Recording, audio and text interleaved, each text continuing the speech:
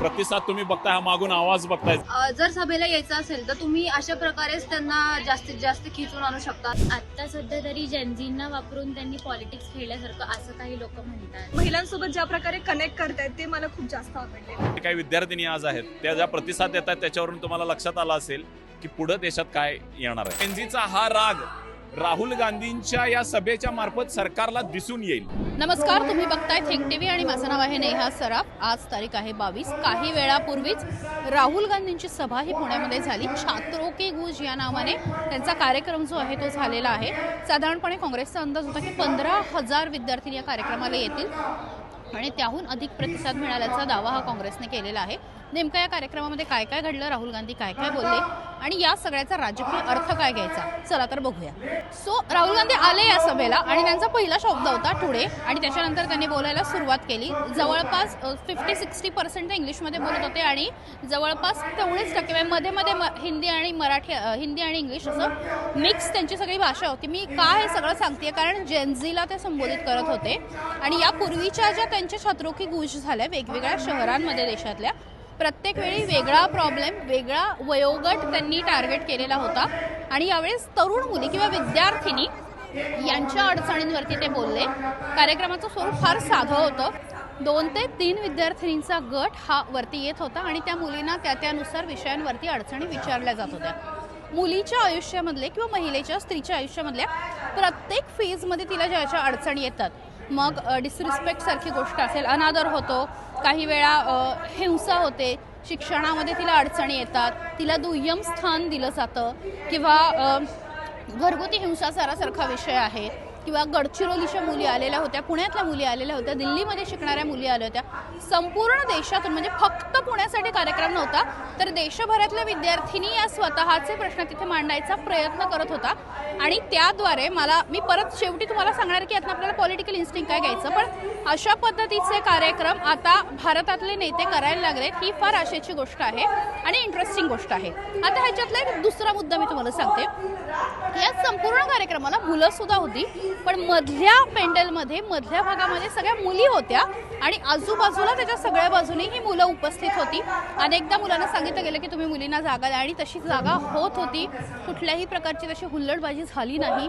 मुलींनी भरपूर एन्जॉय केलं. मला या कार्यक्रमामधली अजून एक गोष्ट फार इंटरेस्टिंग वाटली.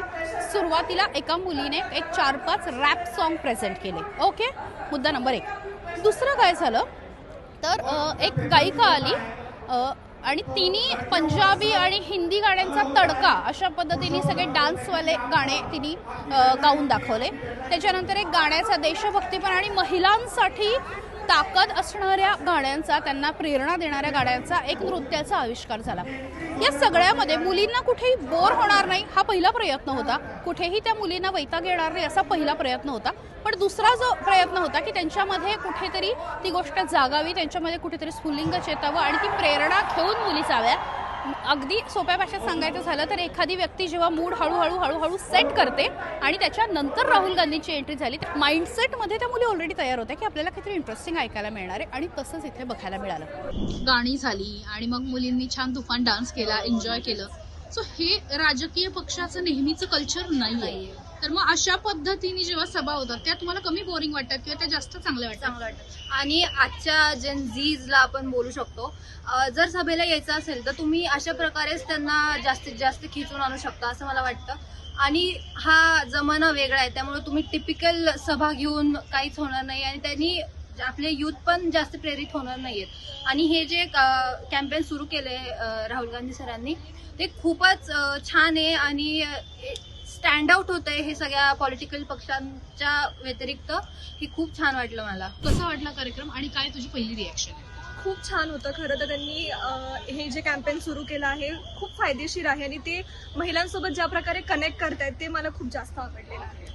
आज तुला कुठला मुद्दा सर्वाधिक म्हणजे गरजेचा वाटला? ते म्हणजे वुमेनची सेफ्टी, जे सध्या आपल्याकडे बघतो आपण की कसे रेप्स होत आहेत आणि त्याच्यावरती ऍक्शन घेतली जात नाहीये, तर हा आवाज ते उठवतायत. तर हे मला खूप चांगलं वाटलं. पॉलिटिक्समध्ये म्हणजे आता सध्या तरी जेनझींना वापरून त्यांनी पॉलिटिक्स खेळल्यासारखं असं काही लोक म्हणतात किंवा म्हणजे त्यांनी सपोर्ट करायला थोडा लेट केला, म्हणजे ते नव्हतं व्हायला पाहिजे.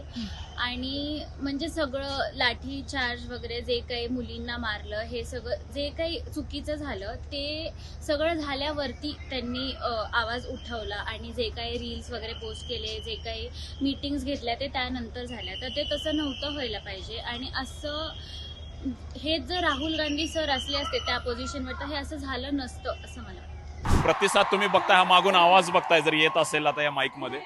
राहुल गांधी बोलले की प्रत्येक वाक्याला जे जनता म्हणजे जे काही विद्यार्थिनी आज आहेत त्या ज्या प्रतिसाद देत आहेत त्याच्यावरून तुम्हाला लक्षात आलं असेल की पुढे देशात काय येणार आहे. फुटफॉल हा अंदाज आता आपण काढू शकतो.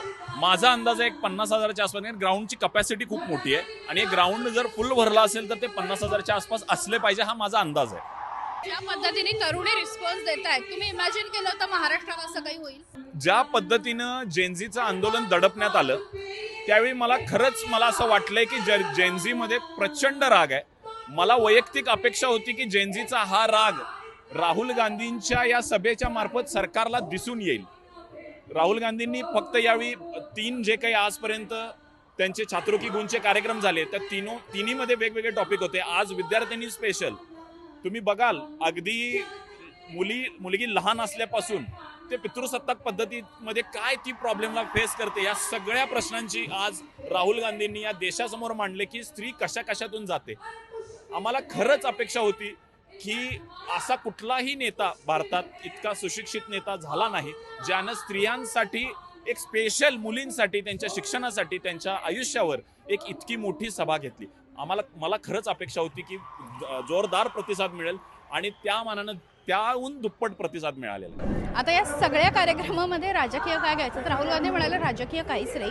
पण तुम्ही एक गोष्ट लक्षात घ्या की यापुढे राजकीय सभांना किंवा राजकीय पक्षांना जर कार्यक्रम करायचे असतील आणि ते जेनझीसाठी करायचे असतील, त्यांना डोळ्यासमोर ठेवून जर का करायचे असतील तर त्यांना इंटरेस्टिंग करावे लागतील, त्यांना आवडतील असे करावे लागतील. जी जेनझीमध्ये टर्म आहे बोर होतो तो बोर होणार नाही अशा पद्धतीचे कलाकार आणावे लागतील. काँग्रेस असो किंवा कुठलाही पक्ष असो, म्हणजे मोठा नेता येण्याच्या आधी ज्या भल्या मोठ्या सगळे भाषणं करतात खालचे नेते, ते असं काहीही झालं नाही. राहुल गांधींच्या व्यतिरिक्त एकही काँग्रेसचा नेता हा स्टेजवरही आला नाही आणि म्हणून हा कार्यक्रम वेगळा आहे. पुढच्या काळामध्ये आता इतर राजकीय पक्ष अशी काही परंपरा तयार करतात का हे बघणं महत्त्वाचं असणार आहे. तुम्हाला नेमकं काय वाटतंय? राहुल गांधींचं भाषण ऐका, त्यांनी मांडलेले मुद्दे ऐका आणि त्या सगळ्यावरती जो वयोगट त्यांनी टार्गेट केलेला आहे ते जे सांगू बघताय ते समजून घ्यायला मला कमेंट बॉक्समध्ये नक्की सांगा. बघत राहा थिंक टीव्ही.